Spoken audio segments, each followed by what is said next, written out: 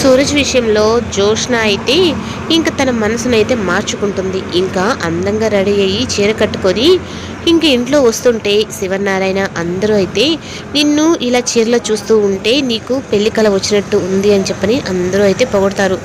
ఇంకా షాకింగ్ విషయం అయితే చెప్తుంది. ఏమని, నేను అసలు పెళ్ళే చేసుకోను, నేను ఇలాగే ఉండిపోతాను అన్నట్టు చెప్పేటప్పటికి అప్పటిదాకా అందరూ సంతోషిస్తే మళ్ళీ ఇంక జోష్న చెప్పిన సమాధానంతో కూడా అయితే ఇంకా మళ్ళీ అందరూ మనం మనసు మార్చుకుంటారు.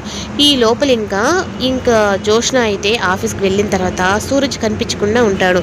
ఇంకా తను ఎక్కడికి వెళ్ళాడు ఏంటి, అసలు ఆఫీస్కి వస్తాడా రాడా అన్నట్టుగా తనలో తానే కూర్చొని బాధపడుతూ ఉంటే ఇంక దీప అయితే నాప్కిన్ తీసుకొని వచ్చి ఇస్తుంది. ఇది నాకంటే కూడా ఇప్పుడు నీకు అవసరం ఉంది.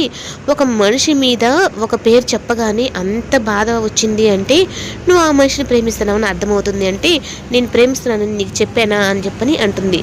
లేదు, సూరజ్ రాడు ఇంకా ఆఫీస్కి అనగానే నీ కళ్ళల్లో నువ్వెంత దాచిపెట్టాలనుకున్నా ఆ కన్నీళ్ళు అయితే ఆగటం లేదు అని చెప్పి అన్నట్టుగా ఉంటాయి.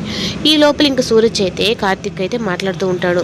నీకు అర్థం కావట్లేదు, జోష్న నిన్ను ప్రేమిస్తుంది అని చెప్పని అనగానే తనవంతా నటనలు అని చెప్పని మాట్లాడుతూ ఉంటే ఇంక జోష్నకైతే కోపం వచ్చి నీకు నేను చెప్పానురా నేను నటన చేస్తున్నానని చెప్పనని, అయినా ప్రేమించేది తెలియనివాడివి నీకెందుకు రా ఇవన్నీ అని చెప్పని నేను మాట్లాడుతూ ఉండి ఇంక తన మీదకి చెయ్యెత్తుతుంది. ఇంక చెయ్యి ఎత్తిన మనిషి ఇంకా తనని కొట్టకుండానే చెయ్యి ఎత్తి కిందకు దించుతుంది. ఏంటి బావా వీళ్ళిద్దరూ ఇష్టపడుతున్నారంటే ఇంకా సూరజ్ అయితే తనలా అంటాడు, నేను ఇష్టం లేదని చెప్పాను కానీ నేను ఇష్టపడుతున్నాను అని. అంటే ఏది నువ్వు ఒక పటాన చెప్పవారా నువ్వు అని చెప్పి అన్నట్టుగా అంటూ ఉంటే ఇంకా ఒకరికొకరు ఇద్దరు చూసుకుంటూ ఉంటే జోష్న దీపా కార్తిక్ అయితే వీళ్ళిద్దరిని ఎలా అయినా కలపాలి అన్న విధంగా వీళ్ళుంటారు.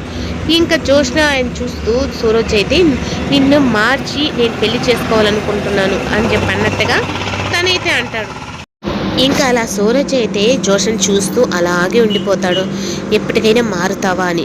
కానీ అసలు విషయం ఏంటి అంటే సూరజ్ ఎవరో కాదు, స్వయాన తన మేనత్త కొడుకు అంటే మాలిని కొడుకు. ఇప్పుడు సూరజ్ మాలిని కొడుకు అని తెలిసిన తర్వాత జోష్న పెళ్ళి మళ్ళీ ఆగిపోతుంది.